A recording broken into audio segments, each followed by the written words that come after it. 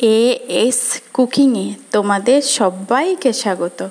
আজ তোমাদেরকে বানিয়ে দেখাবো পুর ভরা পটল ভাজা। কিসের পুর দিয়ে বানাবো সেটা দেখার অনুরোধ রইল। পটলগুলো নিচে থেকে খোসা ছাড়িয়ে দুমুখ কেটে মাঝখান দিয়ে চিড়ে নিয়েছি। নিয়ে ধুয়ে কড়াইতে পরিমাণ মতো অল্প হলুদ আর লবণ দিয়ে এটাকে কিছুক্ষণ সিদ্ধ করে নেব। এই সিদ্ধ করে নেওয়ার ফলে পটলে খুব অনায়াসে সুন্দরভাবে পুরটা বসে যায়। এদিকে একটা ডিম, একটা আলু সিদ্ধ, একটা পেঁয়াজ কুচি আর কিছুটা কাঁচা লঙ্কা কুচি নিয়েছি। নিয়ে ম্যাশার দিয়ে আলু ডিমটা সুন্দর করে মিশিয়ে নিলাম। নিয়ে এবার পেঁয়াজ আর লঙ্কা কুচিটা দিয়ে দেব। ভিডিওটা সম্পূর্ণ দেখার অনুরোধ রইল। অনেকে তো অনেকভাবেই বানিয়ে থাকো, এইটা একবার বানিয়ে দেখো নতুনভাবে, নতুন স্বাদে। আর দেব একটু লঙ্কার গুঁড়ো, স্বাদ অনুযায়ী লবণ দেব,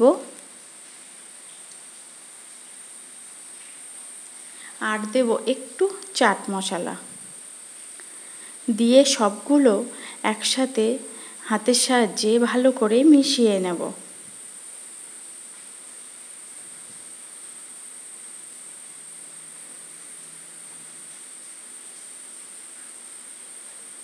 এইদিকে পটলটা ভাপানো হয়ে গেছে। এবার জল থেকে আমি তুলে নেব একটা প্লেটে। এবার একটু ঠান্ডা হলে এটাকে বানাবো। আর এইদিকে একটা বাটিতে একটা ডিম ফাটিয়ে নিলাম।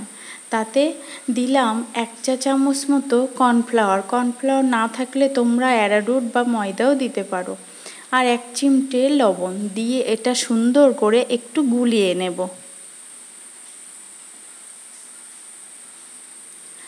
গুলিয়ে রেখে দিয়েছি। এবার দেখো ঠান্ডা হয়েছে, খুব অনায়াসে পটলের ভিতরের দানাটা বেরিয়ে আসছে। এটা যদি কাঁচা অবস্থায় করা হতো এত অনায়াসে এটা বার হতো না। আর পুরটাও ঠিকভাবে জোড়া লাগতো না।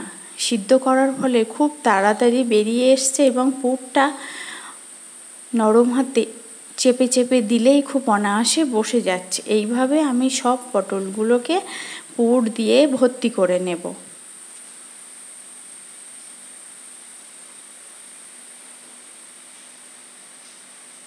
ঠেসে ঠেসে পুর দিয়ে ভর্তি করে নেব।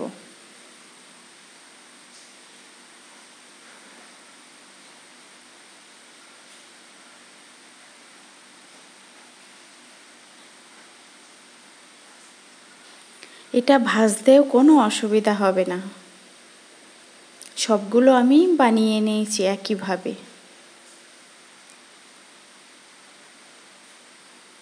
কড়াইতে পরিমাণ মতো তেল দিলাম। তেলটা গরম হলে সেই ডিমের গোলায় একটা একটা করে পটল একটু ডুবিয়ে নিয়ে গরম তেলে ছেড়ে দেব। প্রথম পুর ভরা নিচের দিকে দেব পটলটা।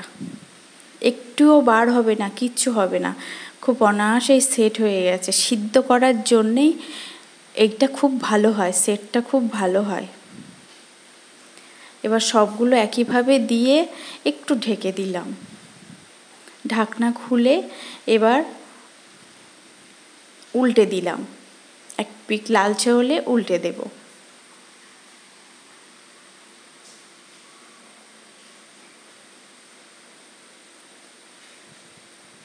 এইভাবে আমি এপিঠ ওপিঠ লালচে করে ভেজে নেব।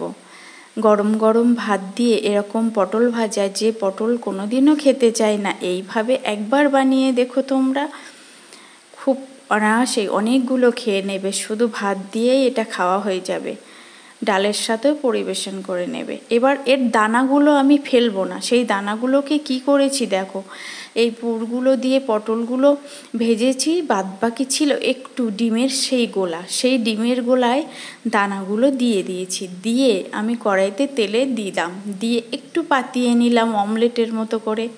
দেখো এক পিঠ একটু হয়ে গেলে আর এক পিঠ উল্টে দিলাম।